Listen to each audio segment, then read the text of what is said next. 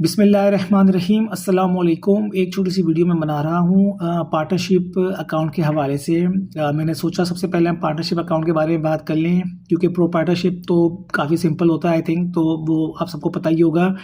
और उसके बरक्स partnership account थोड़ा सा टेक्निकल हो जाता है, ये कम आते हैं खुलने के लिए और थोड़ा सा टेक्निकल होता है। तो पहले हम इस पर बात कर लेते हैं। देखिए, जैसे लफ्स पार्टनरशिप इटसेल्फ बता रहा है कि एक से ज़्यादा लोग इसमें इन्वॉल्व होंगे, ठीक है।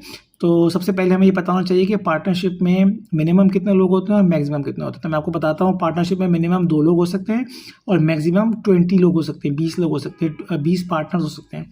ये बहुत बेसिक चीज़ें आपको पता होनी चाहिए, क्योंकि ये अक्सर देखा गया है जब इंटरव्यूज़ वगैरह होते हैं तो वहाँ ये पूछा जाता है कि मिनिमम कितने होते हैं, मैक्सिमम कितने होते हैं। तो ज़ाहिर बात है, कॉमन सेंस है, ये तो हर कोई बता देता है कि भाई 2 है मिनिमम, लेकिन मैक्सिमम कितने लोग उसमें कंफ्यूज हो जाते हैं। तो आपको पता होना चाहिए कि मैक्सिमम 20 पार्टनर्स हो सकते हैं पार्टनरशिप के अंदर। 20 से जब एक्सीड करेगा तो वो फिर आपका प्राइवेट लिमिटेड की तरफ जाएगा मामला। और प्राइवेट लिमिटेड क्या होता है, ये हम आने वाले वक्त में फिर बाद में बात करेंगे इंशाल्लाह। तो पार्टनरशिप डीड में होता ये है कि जैसे मैंने अर्ज किया, मिनिमम 2 लोग हो सकते हैं, मैक्सिमम 20 पार्टनर्स हो सकते हैं। अच्छा, पार्टनरशिप को AOP भी कहते हैं, यानी एसोसिएशन ऑफ पर्सन्स। तो अगर कभी आप सुने AOP तो उसमें कन्फ्यूजन होने की बात नहीं है। AOP मीन्स पार्टनरशिप, ठीक है। थोड़ा टेक्निकल लफ्ज़ है, अच्छा है, बल्कि मैं थोड़ा टेक्निकल लफ्ज़ यूज़ करना चाहिए, सुनने में अच्छा लगता है, क्योंकि हर कोई जानता है पार्टनरशिप, लेकिन AOP ज़रा कम लोग जानते हैं। और अक्सर NTN जो होते हैं उस पर भी लिखा होता है AOP। तो पता होना चाहिए कि AOP या association of persons mean partnership. अच्छा, पार्टनरशिप 2 तरह की होती है, एक रजिस्टर्ड होती है, एक अनरजिस्टर्ड होती है। जो रजिस्टर्ड होती है वो रजिस्ट्रार ऑफ फर्म से ऑथेंटिक होती है, ठीक है, और वहाँ से सर्टिफिकेट उसको इशू हुआ होता है। और जो अनरजिस्टर्ड होती है वो ज़ाहिर बात है हमारी रजिस्टर्ड नहीं होती है। अच्छा, बेंगल अभी में ये होता है कि जो आपकी पार्टनरशिप डीड आपको देती है कंपनी, कोई पार्टनरशिप जब वो अकाउंट खुलने के लिए आता है तो उसमें ये लाजमी है कि पार्टनरशिप डीड जो है ना, जो बॉन्ड पेपर पर है, वो मिनिमम मतलब वो 2000 रुपये का बॉन्ड पेपर होना चाहिए। अगर 2000 के बॉन्ड पेपर से कम पर है तो अकाउंट नहीं खुलेगा, CPU अकाउंट नहीं खुलेगा, इस बात का हमेशा ख्याल रखिएगा। और दूसरा ये कि जब आपके पास अकाउंट खोलने के लिए आएगा पार्टनरशिप का, तो उसमें आपको पता है सबसे पहले आपको उस पार्टनरशिप डीड को स्कैन करके लीगल वेटिंग वालों को भेजना पड़ता है। लीगल वाले उसकी लीगल वेटिंग देते हैं, उसके बाद अकाउंट ओपन होता है, ठीक है। एक बात ये हो गई। बाकी चीज़ें बहुत सिंपल हैं, आपको पता है NTN इसमें मस्ट है ऑफ कोर्स, इसमें लेटर हेड्स चाहिए आपको ऑफ कोर्स, इसमें आपको NSE कॉपीज़ चाहिए पार्टनर्स की ऑफ कोर्स, इसमें आपको स्टैम्प चाहिए ऑफ कोर्स, इसमें आपको बिज़नेस प्रूफ चाहिए। बिज़नेस प्रूफ से बाद बिज़नेस एड्रेस का प्रूफ चाहिए कि जिस जगह वो उसका एड्रेस लिखा है बाकी वो वहाँ मौजूद हो, काम कर भी रहा हो, फिजिकल एग्जिस्टेंस होनी चाहिए, कोई हवाई कंपनी नहीं होनी चाहिए।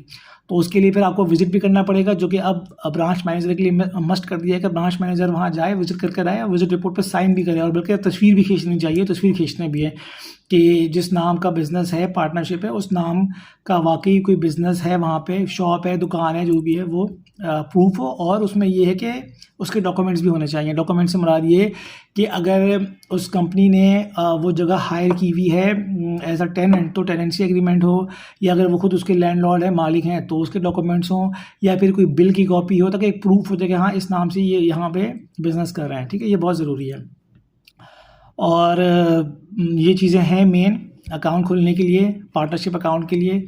और इसमें एक बात बहुत इंपॉर्टेंट है, अच्छा, कि रजिस्टर्ड और अनरजिस्टर्ड में जाहिर सी बात है, जैसे कि हमें नाम से ही लग रहा है, जो रजिस्टर्ड होगी वो ज़्यादा ऑथेंटिक होगी ऑफ कोर्स। तो जब वो ऑथेंटिक होगी तो उसमें प्रिविलेजेस भी ज़्यादा होंगे, ज़्यादा राइट्स होंगे उनको। तो वो जो एक बेसिक फ़र्क है ना, वो ये कि जो रजिस्टर्ड पार्टनरशिप होती है वो स्ट्रॉन्ग होती है। वो लोग उनको अगर अपने बिज़नेस के हवाले से कोई कोर्ट ऑफ लॉ में जाना पड़े सू फाइल करने के लिए, तो वो लोग कर सकते हैं, ठीक है, जो रजिस्टर्ड पार्टनरशिप होगी। जो अनरजिस्टर्ड होंगे वो नहीं कर सकेंगे, कोर्ट ऑफ लॉ में सूट फाइल नहीं कर सकेंगे। इसके अलावा जो पार्टनरशिप जो रजिस्टर्ड पार्टनरशिप वाले हैं वो बैंक से लोन भी ऑब्टेन कर सकते हैं, जबकि अनरजिस्टर्ड वाले नहीं कर सकते। लोन से क्या मुराद, जैसे आप लोग को पता है लीजिंग होती है, बेसिक सी चीज़ है। जैसे ऑटो लोन होता है, कंज्यूमर लोन, इंडिविजुअल एक बंदा अपने लिए गाड़ी लेता है, वो ऑटो लोन होती है, और जो कंपनीज़ लेती हैं वो लीजिंग कहलाती हैं। ये बेसिक कॉन्सेप्ट आपको पता होगा, फ़र्क है। तो जब लीजिंग अगर करनी है तो ये जो कंपनीज़ लीजिंग कराती हैं अपने एम्प्लॉयज़ के लिए, अपने मैनेजर्स के लिए, या जो उनका जो भी ओनर है जो भी है या पार्टनर्स हैं उनको गाड़ियाँ चाहिए तो वो बैंक से लीजिंग कराते हैं। तो जो रजिस्टर्ड पार्टनरशिप वाले होंगे ना वो लोग अपने अकाउंट के बिहाफ पे वो बैंक से लीजिंग या डिफरेंट जो भी कोई लोन है, अगर उनको आरएफ वगैरह चाहिए प्रॉपर्टी के अगेंस्ट जो है वो वर्किंग कैपिटल के लिए चाहिए लोन्स वगैरह, तो वो ऑब्टेन कर सकते हैं। जो अनरजिस्टर्ड पार्टनरशिप वाले होंगे वो ये आरएफ और जो है प्रॉपर्टी के अगेंस्ट जो लिमिट ली जाती है और वर्किंग कैपिटल के लिए चाहिए होती है, डिफरेंट जो नीड्स होती हैं बिजनेस की उसके लिए, वो नहीं कर सकते। ना ही जैसे ये पीएमवाई बिल वगैरह लोन्स होते हैं इसके तहत लोग लेते हैं व्हीकल्स या लीजिंग वगैरह, वो नहीं कर सकेंगे अनरजिस्टर्ड वाले। ये बेसिक जो है ना इसका डिफरेंस है। तो बस आज की वीडियो यही